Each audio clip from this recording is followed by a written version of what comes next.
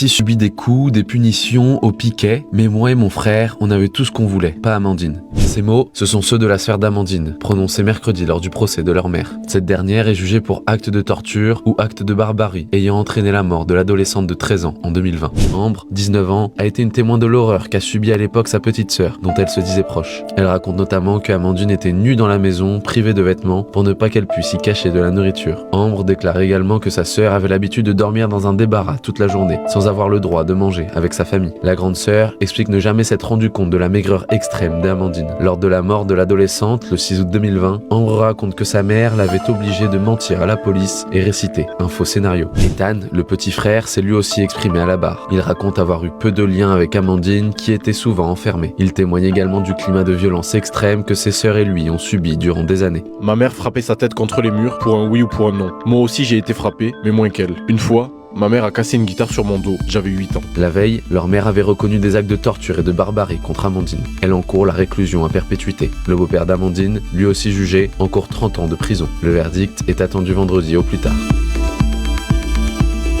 Amandine, morte affamée à 13 ans, a été condamnée à la réclusion à perpétuité. Sandrine Pissarra, cette mère de famille jugée devant les assises de l'Hérault pour actes de torture et de barbarie pour avoir affamé à mort sa fille de 13 ans, a été condamnée à la réclusion criminelle à perpétuité avec une période de sûreté de 20 ans. Son ex-compagnon, jugé lui pour avoir privé de soins ou d'aliments sa belle-fille, a été condamné à 20 ans de prison. Le 6 août 2020, Amandine est retrouvée morte d'un arrêt cardiaque et d'une septicémie au domicile familial de Mont-Blanc. La collégienne, enfermée depuis des semaines dans un débarras sans fenêtre et privée de nourriture, ne pesait plus que 28 kilos pour 1,55 m. Les faits les plus graves se sont déroulés à partir de mars 2020, avec le premier confinement dû au Covid, lorsque la jeune fille a cessé d'être scolarisée. Une surveillante de l'internat, fréquentée par l'adolescente, a raconté lors du procès que quand le confinement a été annoncé, les garçons ont sauté de joie, c'était les vacances. Amandine, elle, s'est effondrée au sol et a dit « Lola, je vais mourir. Combien de temps ça va durer, je ne vais pas tenir. » La sœur d'Amandine,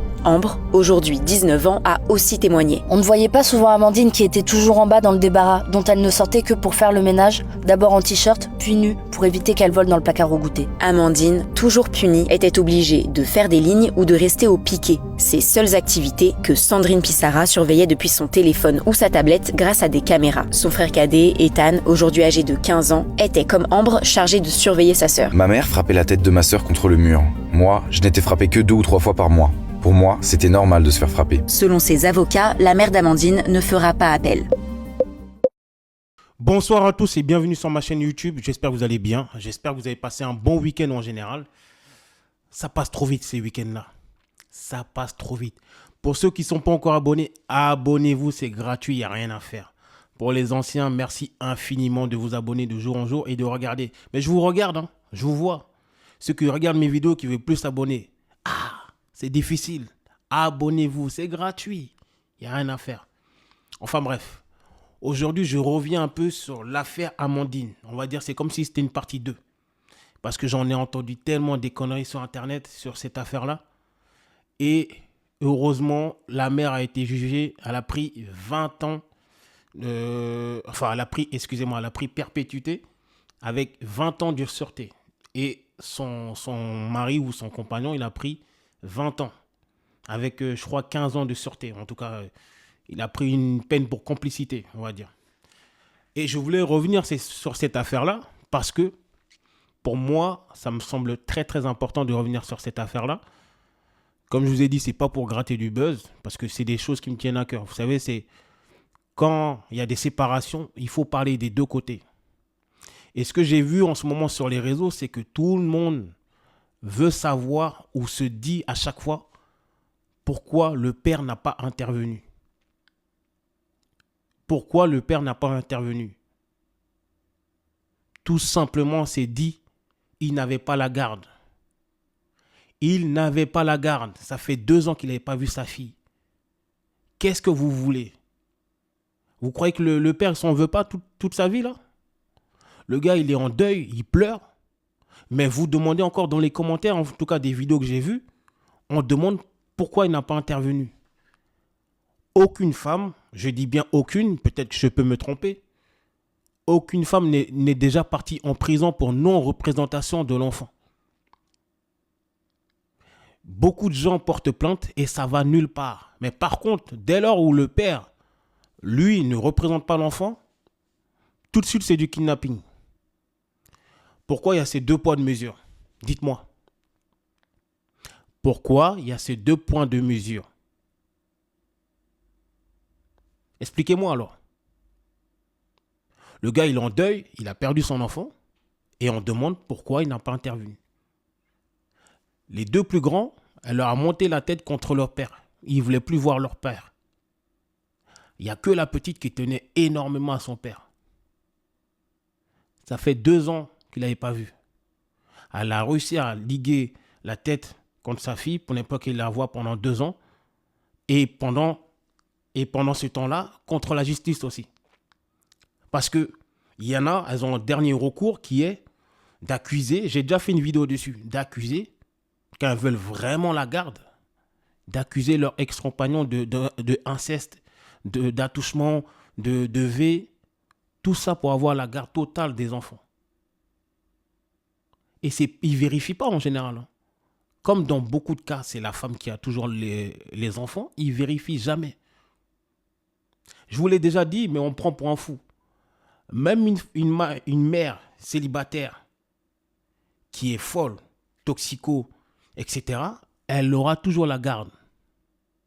Et dans certains cas, on retire les enfants qui sont dans des situations où, souvent, en tout cas quand c'est pas de la violence, de la maltraitance, on leur retire la garde juste parce qu'ils ont giflé ou parce qu'ils ont mis une fessée à leurs enfants.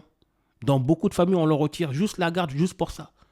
Mais la petite fille, paix à son âme, elle était maltraitée. L'école, l'internat a fait des signalements. Les voisins ont fait des signalements.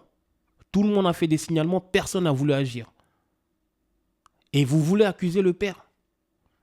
Vous voulez indexer ce que la mère a fait?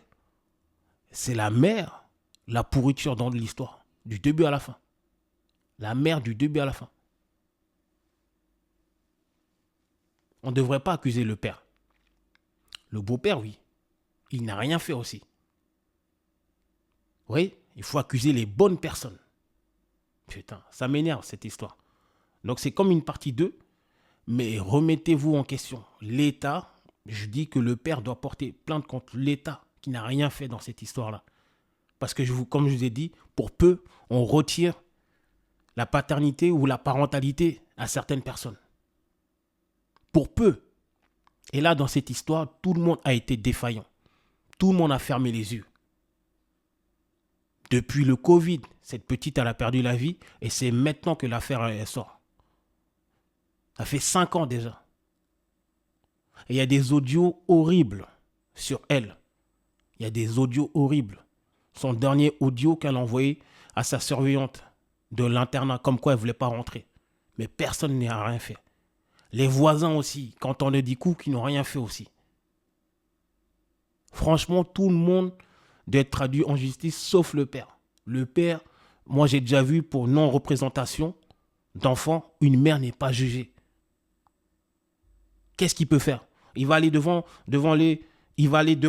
chez son ex, il va aller en prison, il va aller en garde à vue. C'est ça que vous voulez?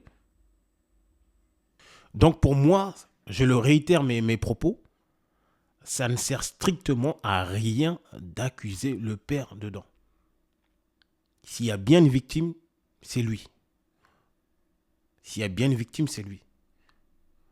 D'autres personnes diront, oui, c'est lui qui a construit l'abri ou, je ne sais pas, l'espèce de chambre où elle était enfermée. Oui, mais est-ce qu'il s'attendait à ce que ça soit prévu pour ça? Vous voulez tout faire pour indexer la mère dedans. Genre comme si elle n'a rien à voir dedans. Beaucoup de mères agissent comme ça par vengeance. Pour faire subir une vengeance, pour faire payer l'ex. Dès lors où elles savent que vous tenez tellement à vos enfants, elles vous font subir ça. Bizarre. Dans la vie, il y a 2 choses. Il y a 2 femmes. Celles qui voient que vous tenez à vos enfants, donc elles vont vous faire subir ça. Ou il y a des femmes qui voient que vous ne tenez pas à vos enfants, elles veulent juste que vous soyez présent dans la vie de vos enfants. Bizarre. Voilà. Donc c'était une petite vidéo dessus. Franchement, essayez de réfléchir avant de faire des conneries, de mettre des commentaires. Et là, j'ai vu que des conneries sur cette affaire. Donc, likez, partagez et abonnez-vous. C'est le plus important. On est à bientôt.